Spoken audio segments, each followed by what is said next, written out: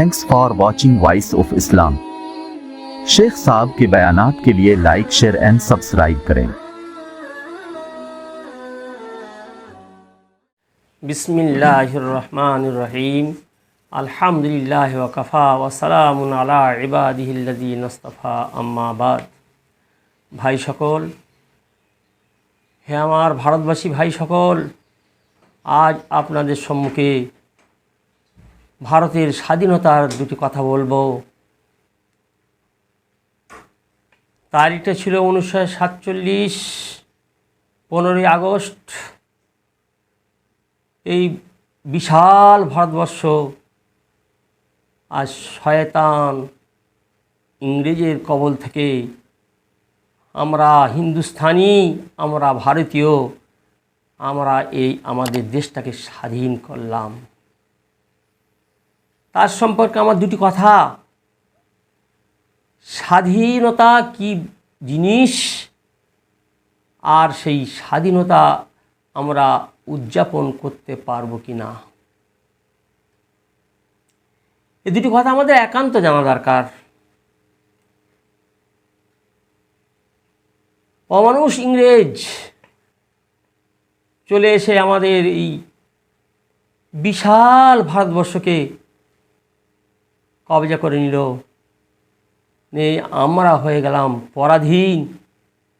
আর সেই অমানুষ স্বাধীন রাজত্ব করতে লাগলো।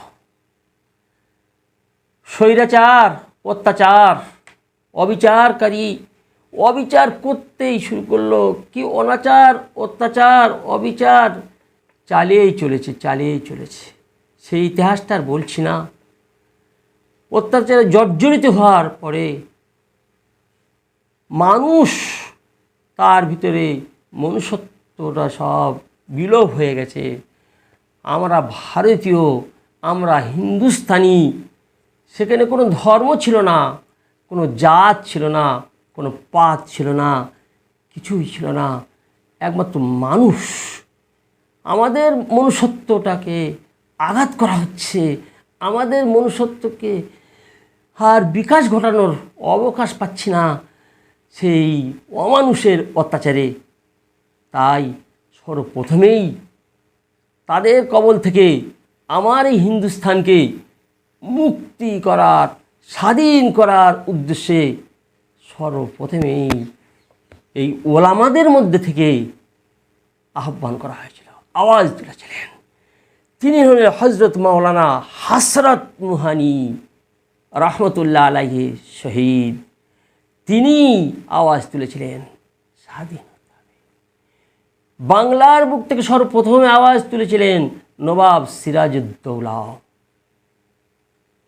সেই ইংরেজের কবল থেকে, আজ অমানুষের কবল থেকে আমাদেরকে দেশটাকে স্বাধীন করার জন্য, এই স্বাধীনতা সর্বপ্রথমেই এদের নাম চলে আসে। সেখানে কোনো ধর্ম ছিল না, কোনো বর্ণ নেই, না কোনো জাত, না কোনো পাত, কেবলমাত্র অধিকার। আমার মানুষের মনুষ্যত্ব আজ বিনষ্ট করে দেওয়া হচ্ছে। মানুষের মধ্যে সেই ভ্রাতৃত্ব, মানুষের মধ্যে সেই সম্প্রীতি, মানুষের মধ্যে সেই মনুষ্যত্বের বিকাশ, কোনোটাকে আমাদের স্বাধীনভাবে প্রচার করতে দেওয়া হচ্ছিল না, আমাদেরকে বাধা দেওয়া হচ্ছিল। যার জন্যই আজ উঠে পড়ে লেগেছে ওলামায়ে কেরামগণ। তার সাথে সাথেই সমস্ত আরও ভাইয়েরা, রাম, শ্যাম, যদু, মধু ইত্যাদি, এটা এমনি নাম বলছি, মহাত্মা গান্ধী, পণ্ডিত জওহরলাল নেহরু প্রমুখ প্রচুর পরিমাণ সুধী ব্যক্তি সব চলে আসলেন এদের সাথে সাথ দিয়ে। যৌথভাবে মুসলিম, হিন্দু, খ্রিস্টান সমস্ত যৌথভাবে ভারতের মধ্যে নানা জাতি বাস করে, কোনো ধর্মের তখন কোনো ব্যাপার নেই। সেই দিয়ে অমানুষের কবল থেকে মুক্তি, পরিত্রাণ, স্বাধীন এই হিন্দুস্তানকে করা হলো, তার নাম বলা হয় স্বাধীনতা। আসল কথা হলো স্বাধীনতা, অমানুষের থেকে স্বাধীন হয়ে মানুষের মধ্যে মনুষ্যত্বের বিকাশ ঘটানো। সেখানে কোনো ধর্ম নয়, কোনো জাত নয়, মানুষ আমরা, মানুষের পরিচয় দেওয়া, ব্যাস এতটুকু। সেই মানুষ আমরা, আমাদের আসল পিতা আদম, আসল মাতা ঈব, ঈব আদম, যেটাকে আমরা আরবিতে বলি আদম আর হাওয়া। আল্লাহ তাবারক তাআলা জান্নাত থেকে যখন তাকে দুনিয়ায় পাঠান, সর্বপ্রথমেই সেই আদম আলাইহিস সালামকে পাঠানো হয়েছিল এই ইন্ডিয়ায়, এই হিন্দুস্তানে। তাই এই হিন্দুস্তানের মাটিটা এত পবিত্র, হিন্দুস্তানটা এত পবিত্র, এত ভালো, পৃথিবীর সর্বপ্রথমে মানুষ পাঠানো হয় এই হিন্দুস্তানে। তিনি হলেন আমাদের, আপনাদের তথা বিশ্ব মানবের আদি পিতা আদম। তাই আদম আলাইহিস সালামকে সৃষ্টি করেছেন আল্লাহ স্বয়ং, বলছেন মাটি থেকে তৈরি করা হয়েছে। তাই ভারতবর্ষের মাটিতে সেই মাটির পুতলা, মাটি দিয়ে তৈরি আদমকে প্রথমেই ভারতবর্ষের মাটিতে পাঠানো হলো। আর এই ভারতবর্ষের মাটিতে যখন তাকে পাঠানো হয়েছে, তিনি ছিলেন নবী। নবীর কাছে আসতেন সব থেকে বড় ফেরেশতা, সব থেকে বড় ফেরেশতা, ঈশ্বর দূত, অ্যাঞ্জেল, তিনি হলেন জিবরিল আলাইহিস সালাম। তিনি সর্বপ্রথমেই আদম আলাইহিস সালামের জন্য এই ইন্ডিয়ার বুকে চলে এসেছেন। হজ যখন শুরু হয়, আদম আলাইহিস সালাম ইন্ডিয়ায় থেকে হেঁটে হেঁটে হেঁটে হেঁটে হজ করতে গেছেন। তো ইন্ডিয়া, এই ভারতবর্ষ, হিন্দুস্তান, এ মাটির কী দাম আর এ মাটির কী অবস্থা, আমরা প্রত্যেকে জড়িত। সেখানে ধর্ম কোথায় আর জাত কোথায় আর পাত কোথায়? এই হলো স্বাধীন মানুষ, মানুষের। আমার নবী, বিশ্ব নবী মুহাম্মদ রাসূলুল্লাহ সাল্লাল্লাহু আলাইহি সাল্লাম সেই মানবের সেবার জন্য, মানুষের মধ্যে মনুষ্যত্ব আনার জন্য ওই ইংরেজদের ঘটনা, আল্লাহু আকবার, যোদ্ধা, বড় যোদ্ধা, স্বাধীনতার কামী, স্বাধীনতার জন্য নিজে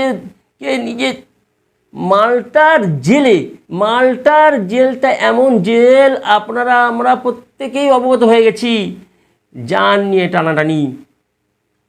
আলিপুর জেলখানা মানে আরামখানা, এ কয়েদখানা মানে আরামখানা হয়ে যায়, কিন্তু মাল্টার যেন আরামখানা হয় না। সেই জেলবন্দি হয়েছিলেন আমাদের সৈয়দ হোসেন আহমদ মাদানী রহমতুল্লাহ আলাইহি, 1 নম্বর স্বাধীনতা সংগ্রামী। তিনি ট্রেনে সফর করছিলেন, আর ওই ট্রেনের বাথরুমটা, পায়খানাটা খুব নোংরা হয়ে আছে। ইংরেজ বারবার যাচ্ছে আর ফিরে আসছে, পায়খানা করতে পারছে না। উনি একটু বুঝতে পারলেন, উনি তখন গেলেন, গিয়ে দেখলেন সত্যি তাই তো, উনি নিজে হাত দিয়ে পরিষ্কার পরিচ্ছন্ন করে দেয়। তারপরে সে তো খুব পায়খানা অবস্থা, ইংরেজের অবস্থা খুব খারাপ। তুমি কেন বারবার আসছেন যাচ্ছেন, কী ব্যাপার, যান না? বলে না, খুব যাওয়া যাবে না। তবে যান। তো যাওয়ার পরে পরিষ্কার। ওহো, যে 1 নম্বর শত্রু, সেই শত্রুকে নিজে হাত দিয়ে, এটাই আমার আপনার বিশ্বনবী মুহাম্মদ রাসূলুল্লাহ সাল্লাল্লাহু আলাইহি ওয়াসাল্লাম শিখিয়েছেন। এই মনুষ্যত্ব আনার নাম হলো স্বাধীনতা। আজ আমরা ভারতবর্ষের মানুষ, হিন্দুস্তানের মানুষ, হিন্দু হই, বৌদ্ধ হই, খ্রিস্ট হই, আর মুসলিম হই, আর কেউ হই, এই মনুষ্যত্ব আনার জন্য আজ স্বাধীনতা আমরা অর্জন করেছি। কিন্তু আফসোস, সেই স্বাধীনতা আমাদের কোথায় গেল? আজ আমাদের যে ব্যক্তি এসে আমাদের অভিভাবক হচ্ছেন, তিনি একটা কোনো কিছু লাগিয়ে দিচ্ছেন যাতে করে আবার আমাদের মধ্যে গণ্ডগোল হয়ে যায়। আমরা জাত পাত আমরা আর ভেদাভেদি সব সময় করে আসি নেই, যার জন্য স্বাধীনতা এনেছি সেইটাকে আবার করি।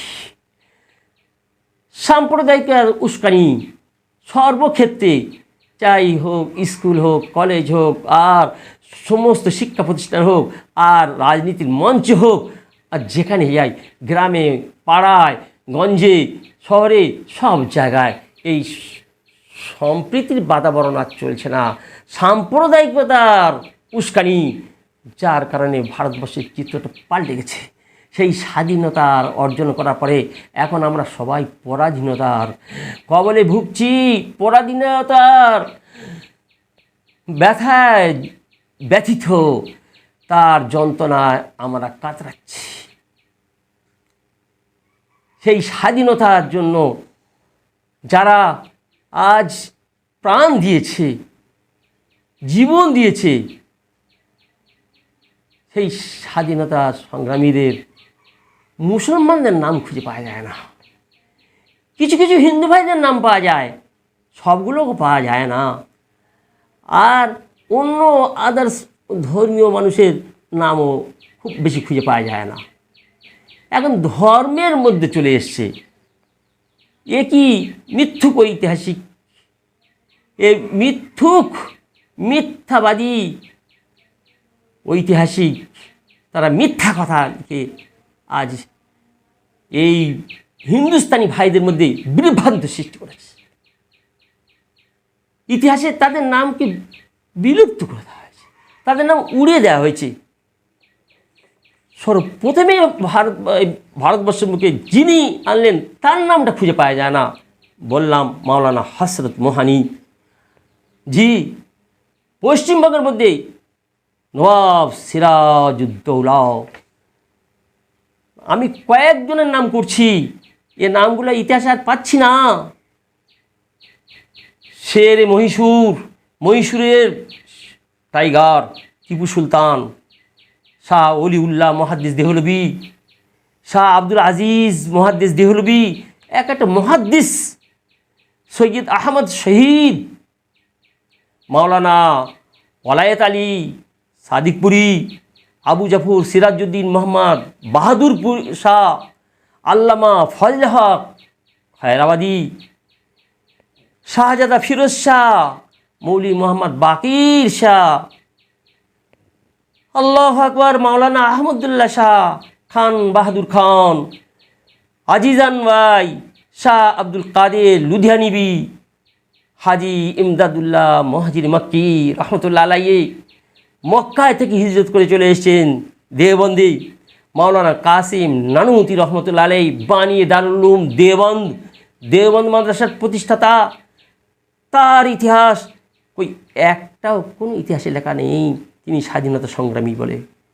মাওলানা রহমতুল্লাহ আলাইহি কিরানবী, শাইখুল হিন্দ মাওলানা মাহমুদুল হাসান দেওবন্দি রহমতুল্লাহ আলাইহি, হযরত মাওলানা ওবায়দুল্লাহ সিন্দি রহমতুল্লাহ আলাইহি, মাওলানা রশিদ আহমদ গাঙ্গুই রহমতুল্লাহ আলাইহি, হযরত মাওলানা রহমতুল্লাহ আলাইহি ভূপালি, হযরত মাওলানা আনোয়ার শাহ কাশ্মীরি, হযরত মাওলানা মুফতি কিফায়াতুল্লাহ রহমতুল্লাহ আলাইহি, মাওলানা আহমদ সাঈদ দেহলভি, মাওলানা হোসেন আহমদ মাদানী রহমতুল্লাহ আলাইহি, যার কথা বলছিলাম, মাওলানা মুহাম্মদ আলী জওহর, ইত্যাদি ইত্যাদি কত নাম বলবো, মাওলানা আরিফ হাসবি, মাওলানা আবুল কালাম আজাদ জি শিক্ষামন্ত্রী, যার নামে এখনও চলছে, মাওলানা হাবিবুর রহমান লুধিয়ানিবি, ডক্টর সাইফুদ্দিন কুচলু অমৃতসরী, হাকিম আজমল খান, মাওলানা মাজহারুল হক, হযরত মাওলানা জাফর আলী খান, আল্লামা ইনায়েতুল্লাহ খান, ডক্টর মুক্তার আহমদ আনসারি, জেনারেল শাহনওয়াজ খান, সৈয়দ মাওলানা মোহাম্মদ মিয়া, হযরত মাওলানা হিফজুর রহমান, হযরত মাওলানা আব্দুল বারি ফারাঙ্গি খান, আব্দুল গফ্ফার খান, মুফতি আতিকুর রহমান, ডক্টর সৈয়দ মাহমুদ খান আব্দুস সামাদ, রাফি আহমেদ কিদওয়াই, যেটা কলকাতায় রফি আহমদ কিদওয়াই নামে রাস্তা রোড, ইউসুফ সাহেব আলী, ইউসুফ মাহের আলী, হজরত আশফাকুল্লাহ খান, ব্যারিস্টার আসিফ আলী, মাওলানা আতাউল্লাহ বুখারি, মাওলানা আব্দুল কাইয়ুম আনসারি, নুরুদ্দিন ববির, আর কত নাম।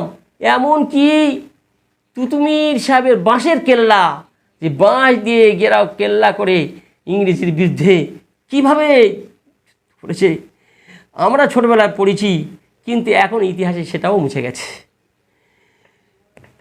দেখে নেবেন পরিষ্কারভাবে দিল্লিতে ইন্ডিয়া গেটে, দিল্লির ইন্ডিয়া গেটে এই শহীদের সংখ্যা লেখা আছে, পরিষ্কারভাবে লেখা আছে 12ই আগস্ট 2023-এর চিত্রটাকে আমি আপনাদের সম্মুখে তুলে ধরছি। কত তারিখ? 12ই আগস্ট 2023-এর দিল্লি ইন্ডিয়া গেটে পরিষ্কারভাবে তাকে স্বর্ণাক্ষরে লেখা আছে, স্বাধীনতা শহীদের পরিসংখ্যা 95,300 জন। 95,300 জনের পরিসংখ্যা উপরে লেখা আছে। তার মধ্যে মুসলমানের সংখ্যা হলো 61,395 জন। ভাবুন একটু, শিখেদের সংখ্যা হলো 8,050 জন, আর যারা দলিত পিছিয়ে পড়েছে তাদের হলো 14,480 জন, আর একেবারে দলিত যারা 10,757 জন, আর উচ্চ বর্ণের হলো যারা উচ্চ বর্ণের তারা হলো 598 জন, আর সিন্ধিবাসী তারা হলো মাত্র 9 জন, আর গুজরাটি, আমার গুজরাটি ভাই 6 জন, মারাঠি ভাই, মহারাষ্ট্রের ভাই 6 জন। পরিষ্কার, এটা আমার কথা নয়, আর অন্য কোনো ভাইয়ের কথা নয়। দিল্লি ইন্ডিয়া গেটে এই শহীদের পরিসংখ্যাটা লেখা আছে। আমি তার ছবিটা তুলে নিয়েছি আগস্টের 12 তারিখে 2023-এর। আজ চলছে 2024, মানে গত বছরের রিপোর্ট। এটা লেখা আছে মোট শহীদের পরিসংখ্যা গণনা করা হচ্ছে 95,300।